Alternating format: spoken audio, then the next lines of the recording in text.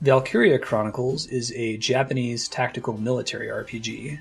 The game takes place in Europa, which is a historical fantasy region inspired loosely by World War II era Europe. It's inspired by 1940s Europe, but it's not a one-to-one allegory. There's an autocratic imperial alliance that's similar to World War II's Axis powers, with a federation filling in for the Allied powers. But the Imperial Alliance are not the Nazis, although they share a lot of imagery, and the battles and story events don't map directly to real-world history. The player controls soldiers from the nation of Gallia, which is a small Poland-like or Switzerland-like neutral country that's invaded by the Imperial powers for its natural resource. It's called Ragnite ore, and it's kind of a fantasy stand-in for petroleum.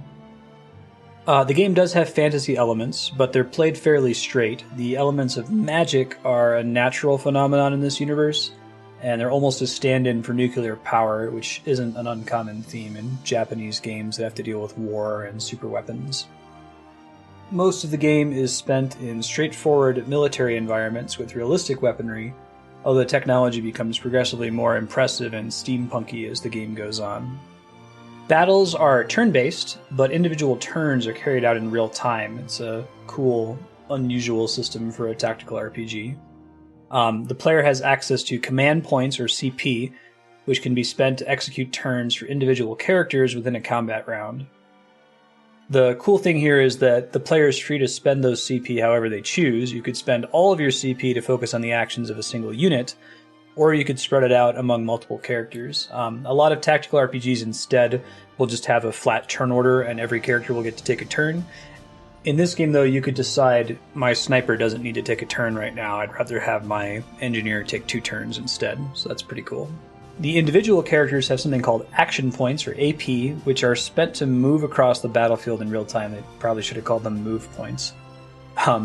Each time a CP is spent, you can move a character until their AP is depleted and take 1 action, but you can break that up however you like. So you could fulfill half your character's movement, then shoot, and then finish moving after the action, or you could shoot first and then move, or move and then shoot, however you want to break it up. However, the AP that's not spent on that character's turn is lost. The game uses AP to disincentivize you from spending all of your CP controlling a single character over and over in a round, by reducing the amount of AP they have each time you try to control them. So when you control them the first time, they have 100% of their ability to move. You do it a second time, maybe they can only move 3/4 as far, and then half as far, and so on. It makes it worthwhile to invest in multiple characters rather than just one super soldier, although we'll talk about the one super soldier thing a little bit later. It does feel like it gives you a lot of control compared to a typical tactical RPG. After the player spends all their CP, the round passes to the enemy AI, which then spends all of its CP to move units and attack before control returns to you. So unlike a lot of other tactical RPGs, you will always control all of your characters, and then your half of the round will end, and then the enemy will take all of their turns. It won't alternate between player and enemy turns. The real-time element of movement is pretty cool. It's not just for show. Moving characters are subject to reactive intercepting fire, it's called, from most enemy units, so you're constantly being shot if you're out of cover and within line of sight of an enemy. It works both ways, so if you can get your allies in a good cover with line of sight to your enemies, your soldiers will automatically shoot at them during the enemy turn, which drains their health for each second they spend out of cover. You have to use cover effectively in this game to avoid being shot down on a turn before you get a chance to act.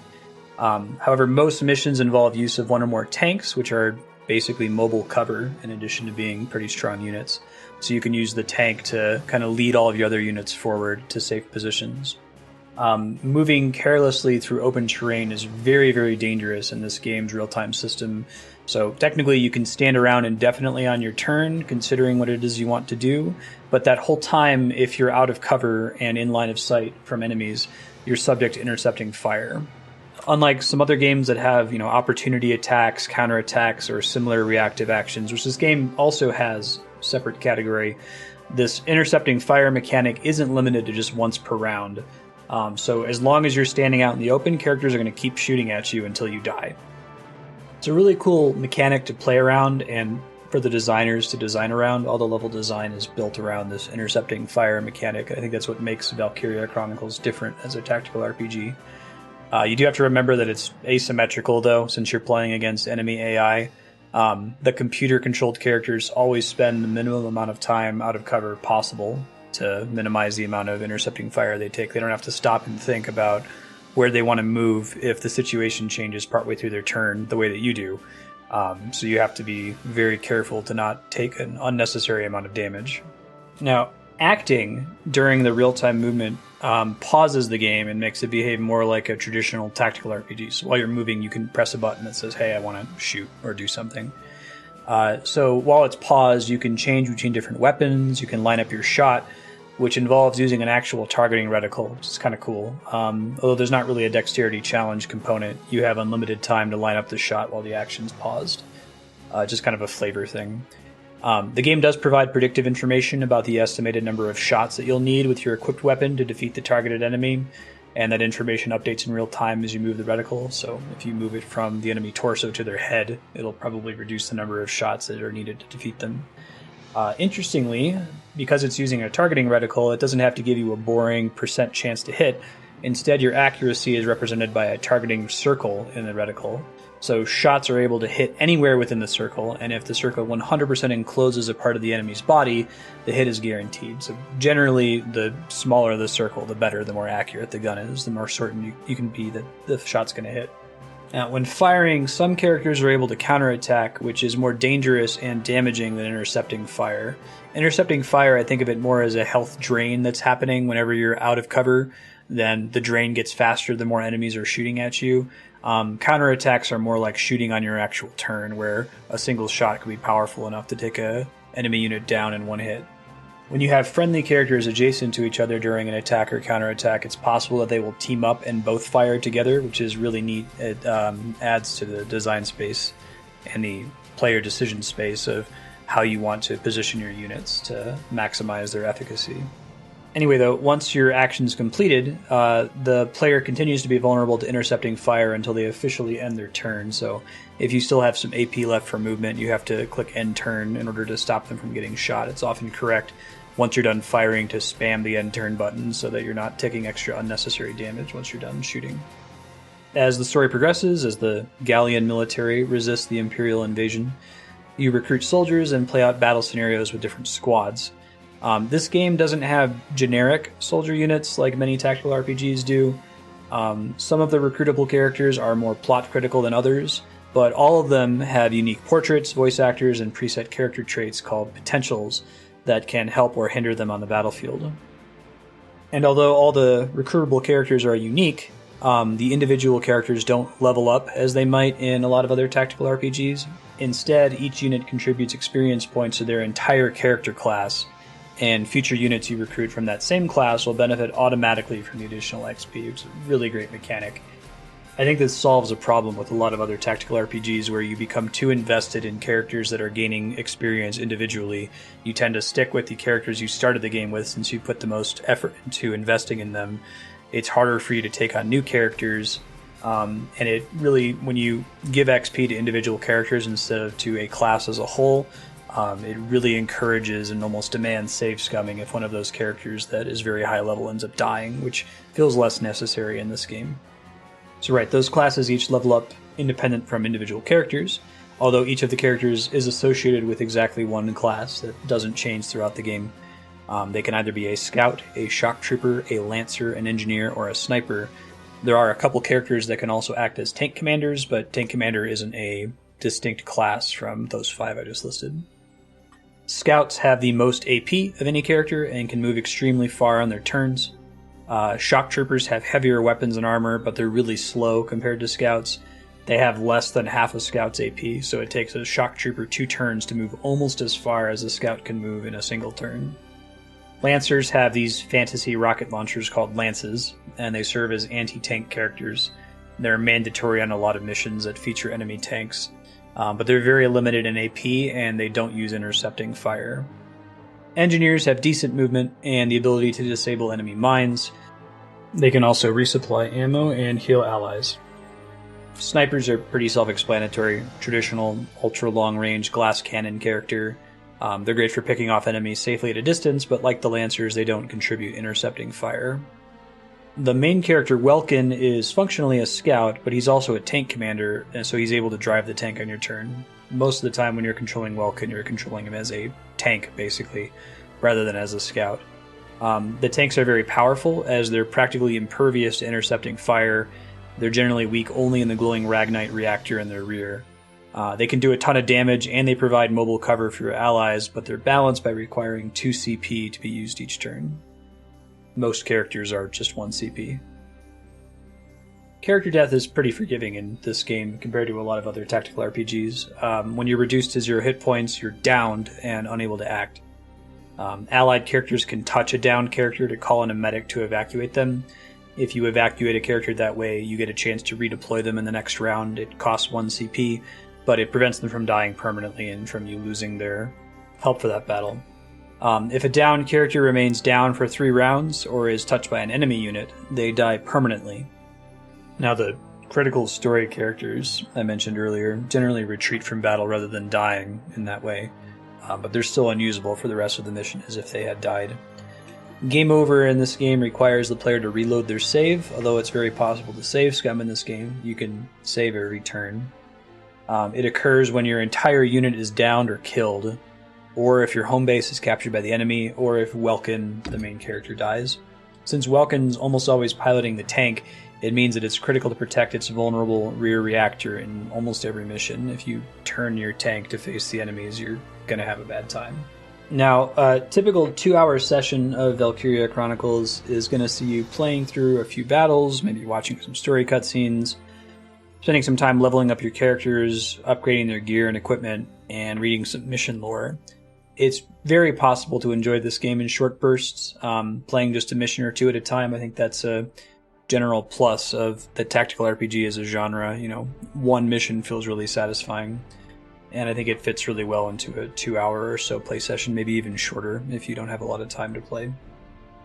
And to that end, winning battles and unlocking story cutscenes are basically the 2 cathartic milestones in this game. Everything else you do, leveling up your characters and so on, is in service of those 2 things at the end of the day.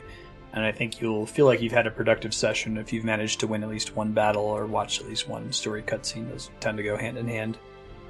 Battles can be extremely quick, between 5 and 10 minutes if you are really good at the objective and you have a great squad makeup, or they could take as long as an hour or 2. I think it's important to save often mid-battle so that you don't waste a lot of time repeating a mission if you're on one of the objectives that's harder to complete. Alright, so on to audience. Who should play Valkyria Chronicles? I think that most gamers can probably enjoy this game. I might narrow that down a bit to people who like tactical RPGs, that especially like historical fantasy. It's an unusual game in its approach to the setting, in that it's very clearly inspired by World War II era Europe without being a direct allegory for it, right? There's not like, oh, there's Schmittler and Schmermany and Mussolini. Like, it's its own story, but it manages to capture that feel pretty well, which is cool. If that's something that interests you, you should check it out. I think, though, that even if this isn't really your genre, the fact that the individual turns are real-time-ish, and that you're using a targeting reticle rather than just selecting from a list of actions or a list of body parts to target, makes it feel a little bit more visceral for maybe someone who's more used to an action game. So it might actually be a pretty good stepping stone into the tactical RPG genre if you're more into, more action, dexterity-focused games and want to see what this genre is all about.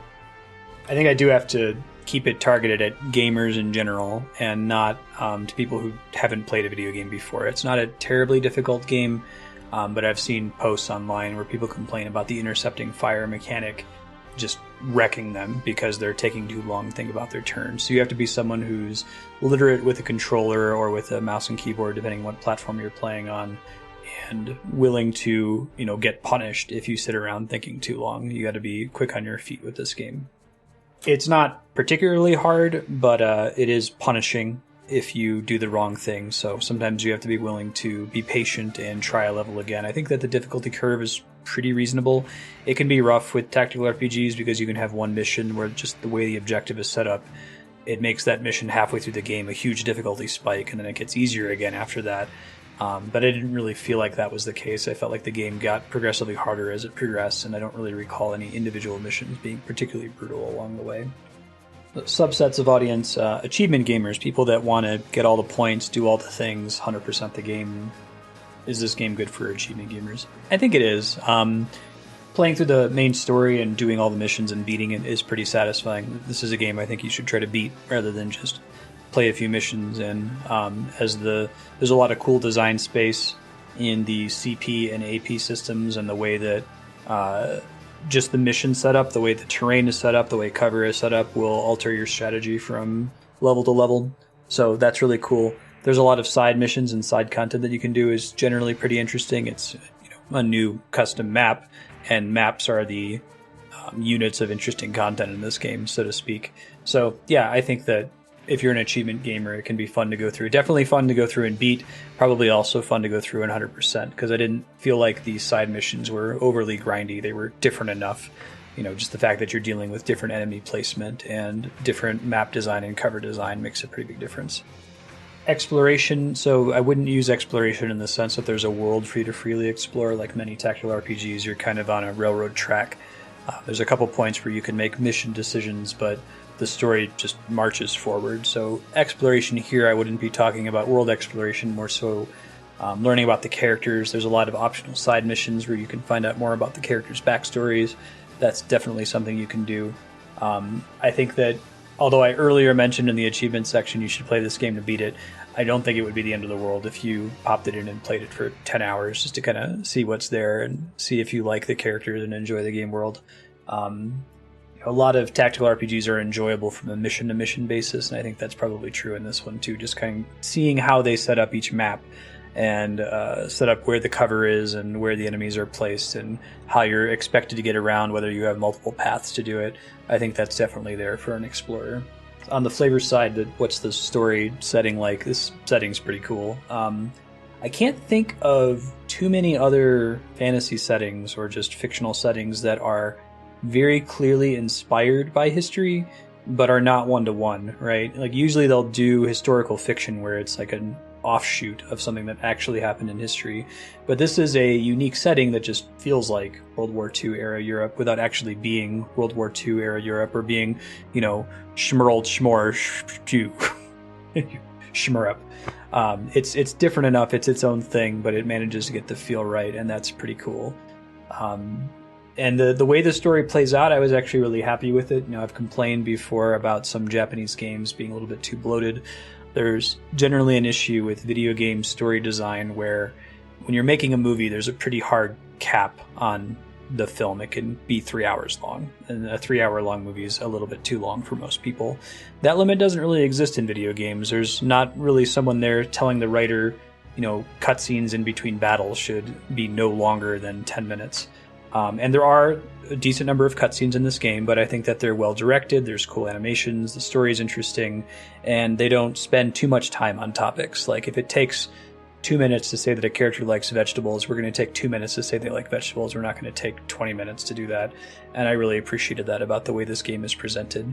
It's a lot of show don't tell. I don't think that there's a lot of sequences where they're being overly expositive like we've seen in some other games.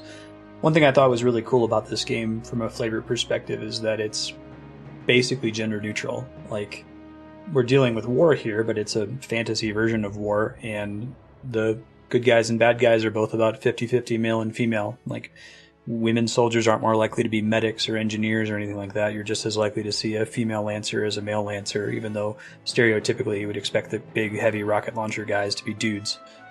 And the gender of characters basically never comes up in the story. There's not really a damsel in distress atmosphere or subplot. Male characters are just as likely to be in need of rescuing as female characters.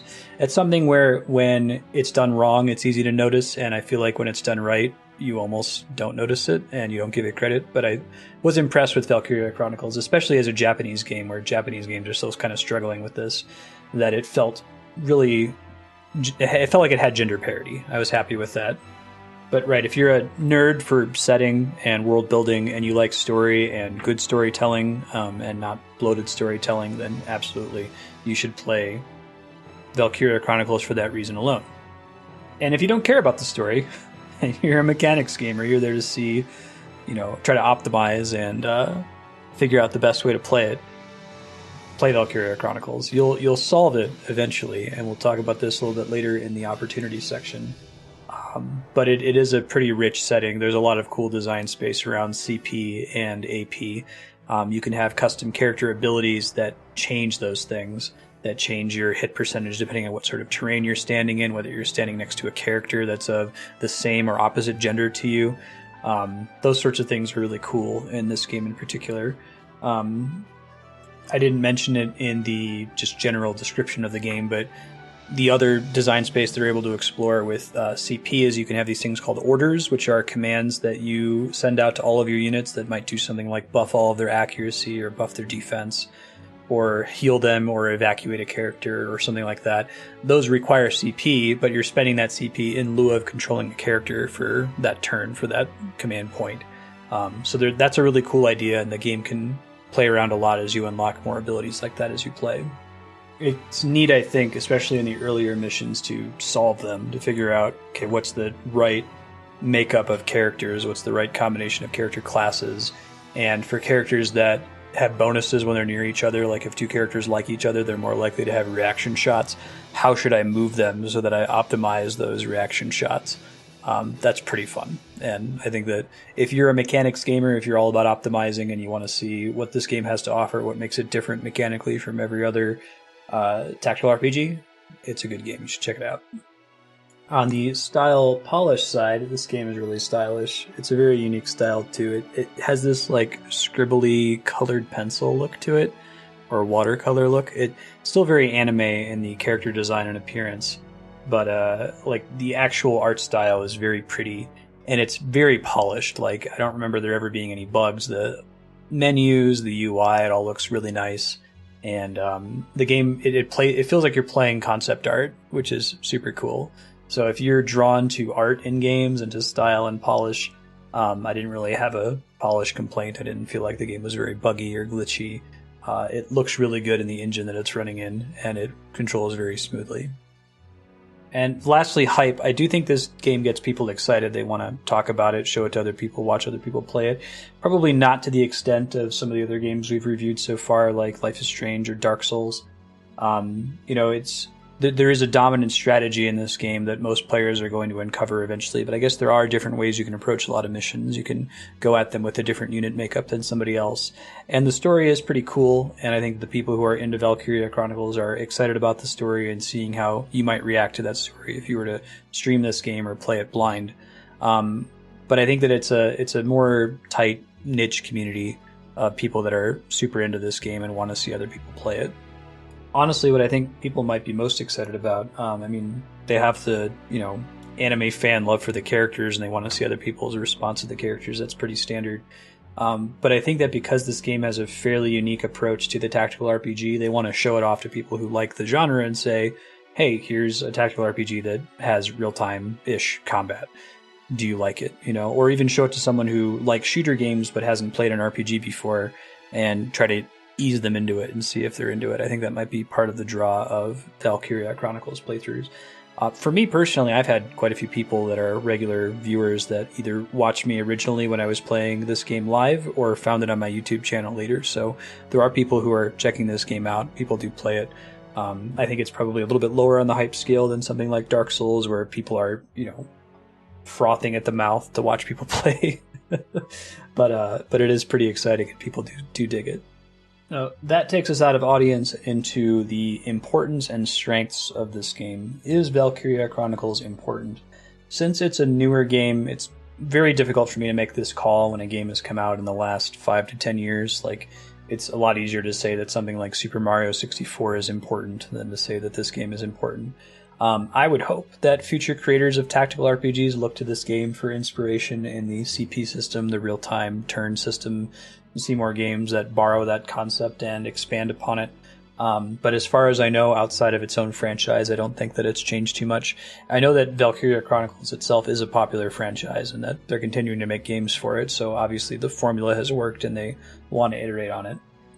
As far as its strengths, I've already extolled a lot of its virtues in the audience section there, but I did want to point out that the game just generally feels really tightly designed. It feels just the right length. It's not too long. It's not too short. 30 hours is kind of a sweet spot for me for this kind of game, and the fact that it's broken up into these bite-sized missions makes it a lot more tolerable in its length and its approach to the story. I'm actually a little bit concerned that Valkyria Chronicles 3, which is currently on my voting spreadsheet, is 60 hours long. It's double the length of this game. I'm not sure where that extra length is coming from. Is it bloated story? Is it doubling the number of missions? Because I really felt like this game had pretty much nailed how long a game like this should run. Anyway, though, I do think that it's a nice, well-packaged experience. I pointed out that I appreciated the game's approach to gender, that it didn't comment on it because it wasn't necessary. There are remarkably few instances where I think we need to, focus on gender stereotypes in games, unless if your game is about that, or your game is about the struggle of being a man or a woman in a certain society. I don't think you even really need to talk about it. You can flip a coin when you're deciding the gender of each character. The game, before we get into the opportunities, the game, despite having an anime style and being pretty Japanese, isn't stereotypically anime in the way that a game like Persona might be, right? It has that style, but it doesn't feel like it's playing too deeply into the classic anime tropes. You're not rolling your eyes constantly at the game. But that brings me into the opportunities for improvement. I didn't do it on stream, obviously, but this game has an optional swimsuit mission where everybody in the unit goes to the beach. This is a war game. These are soldiers. The game has a fairly cheery, upbeat attitude. Unusual for this sort of setting where, people are out there dying. We got lots of fun scenes joking about tasty vegetables and that sort of thing. But you're really pushing it if you're going to do a swimsuit scene in a game like this. It's completely inappropriate, and it stands in the face of how well the game has handled the gender question and even the sexual orientation question in this game, right? I've now played several Japanese games that have fallen into the let's, show off our female characters' boobies trope. And I think that although Valkyria Chronicles is generally great, this is probably the most egregious example I've ever seen, that a game that's in basically a World War II setting somehow weasels in an excuse to put everybody into swimsuits. It was unnecessary. I'm always going to complain about what people call fan service. I don't like that it's even called fan service in the first place, because that implies that that's what fans want and that people that aren't into that shouldn't be fans of the game. Not a deal breaker. Those are optional missions. They're fairly expensive optional missions to unlock, so if you don't want to do them, don't do them. But yeah, I was disappointed in Sega and the developers for including it in the first place.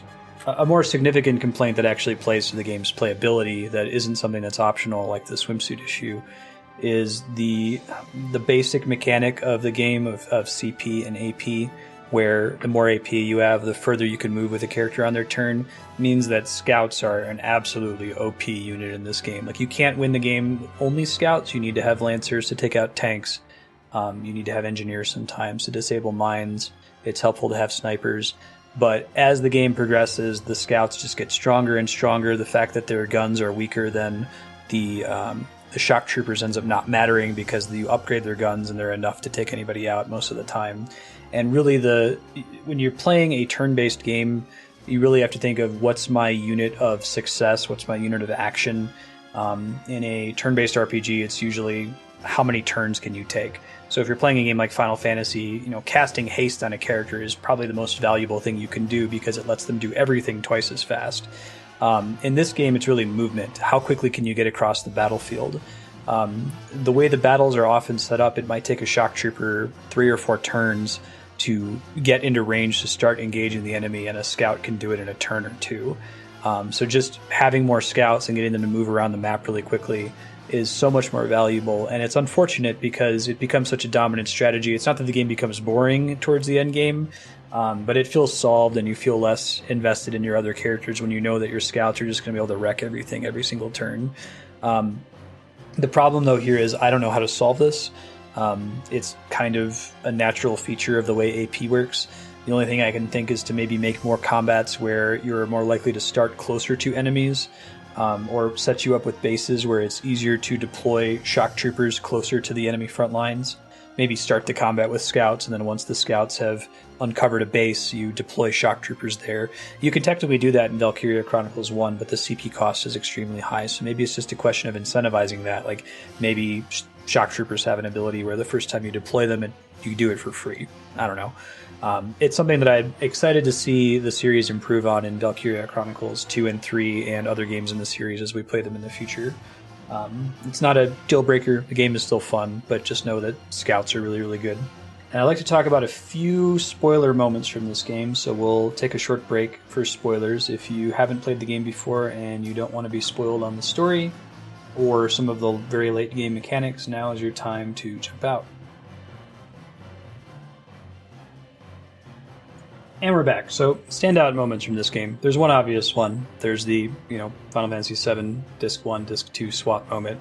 And that's the death of the main character's sister, Isara, his, I guess, adopted sister, Isara. It was a pretty well done moment. I thought it was fairly emotional. I felt like we spent a decent amount of time on grieving for it. I'm guessing that's a big reason why a lot of people want to tune in. Whenever you handle the permadeath of a character in a game like this, that's usually a draw. But I thought that was a good scene, and I thought it was a correct scene, that this game is almost a little bit too jovial for its subject matter. It's not a bad thing, but it has a very cheery tone and atmosphere and a very pretty environment when you're running around with guns and realistic-looking guns and realistic-looking tanks and realistic-looking grenades and, shooting people to death. So there are definitely some scenes where we talk about the horrors of war, and they feel a little bit more isolated than I like them to be. This one was less isolated, and I think that was a good point for the game. Mechanically, that mission that stands out in my head when I think of Valkyria Chronicles and the gameplay, what mission do I think of? It's the mission where you have to fight Maximilian, the Emperor of the Imperials, in his super battle tank. That's pretty rough. I said earlier that this game doesn't really have difficulty spikes, but this is probably one of the hardest missions in the game, because it's a nearly invulnerable tank. You start the battle in a really compromised position, surrounded by enemy soldiers, and partway through you get a little surprise, because this is the mission where you encounter Salvaria, who is the enemy Valkyrian. The Valkyrians are the most fantasy element of this game. They're kind of like this ancient super race of heroes, basically, that are practically invincible and have these crazy super weapons. They're super soldiers. They're superheroes. And Salvaria is pretty nasty.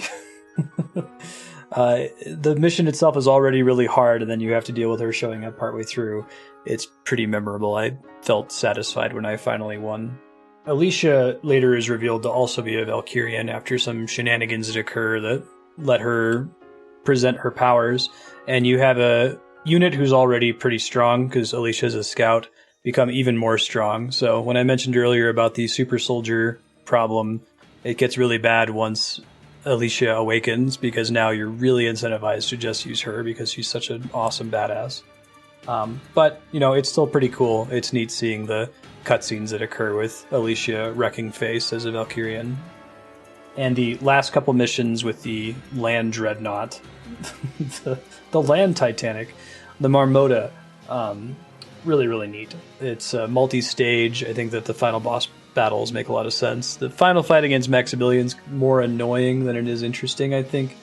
But everything leading up to it, to me, is more the boss battle. Like tactical RPGs, it's hard to make an individual unit exciting to fight when you have this big team of characters without it feeling cheap or cheesy. So really, it's the level design up to that point that I think is the final boss, and I think they did a pretty good job with all of that. I mentioned earlier that this game is not a direct allegory for World War II. You don't have, fantasy Hitler and fantasy Goebbels and that sort of thing. And generally that's true, but one thing that I liked about the game that I wanted to save for the spoilers section, because it was a pleasant surprise for me, was the way they handled the in-game Darksen race, which is pretty closely inspired, I would think, by the Jews and maybe the Romani people in Europe at the time of World War II. Most people are pretty racist against them, and I haven't played many games, especially Japanese games, that have dealt with racism as a topic. and did so in a way that I felt was respectful and reasonable. I guess you play some fantasy games where it's like elves versus humans, but it felt a little bit more real in this game when, there was basically no difference between them. Darksons were just people with black hair. When you do it in a fantasy story with elves and humans, you have such massive differences, speciation differences of like, this is a race that lives to be 1,000 years old. This is a race that lives to be 70. Of course, they're going to have some disagreements. Even if you compare it to a game like Final Fantasy X, which deals with racism against the Albed, that's really more religious persecution. The Albed are heretics. It's not so much that people hate them just because they're different. So I was really impressed with the way the game handled that and the way it fits into some of the surprise story moments, like in the very end when we find out that the princess is a Darkson all along. And the whole idea that the Valkyrians are these ancient heroes who defeated the evil Darksons is total bullshit. They're actually commenting on the idea that history is written by the victors, right? Thought that was cool. Most of my issues in this game are not spoiler related. Like, there's nothing in the story that really took me out of the game too much. Other than the ending, I think could have been a little bit better. The ending was pretty good. A little saccharine, a little too positive, a little too upbeat. I mean, the main character, Welkin and Alicia, get married and they have a kid. It's like, Harry Potter epilogue level cheesy. But it works. Like I said, the game's already pretty upbeat and cheery throughout, so for it to take a really dark turn in the last 30 minutes would have been really weird and cause a lot of tone whiplash. So it's not the way I prefer it. I like bittersweet endings. It probably isn't fair for me to impose that will on others, but that's just my personal preference. Stories that end too positively usually don't give me warm and fuzzies. I have a couple exceptions I can think of, especially of movies where I needed the story to be really positive and upbeat for the rest of the tone to make sense up to that point. But I think that Valkyria Chronicles, given its setting and subject matter, could have done to be a teensy-weensy little bit darker. Final thoughts? Yeah, I think people should play Valkyria Chronicles, and I'm excited to see where this franchise is going to go, hoping that future installments get localized in the West. I know there's been issues with localization for releases so far. It seems like the original game has been pretty popular in its re-releases on other platforms than the PS3 were originally launched. So I think there's a lot of potential. There's a lot of game design space in the mechanics, and there's a lot of design space in the narrative design space, I should say, in the story. And I'm excited to see where it goes. So if you haven't played this before, you should check it out. Thanks, everybody. Catch you next time.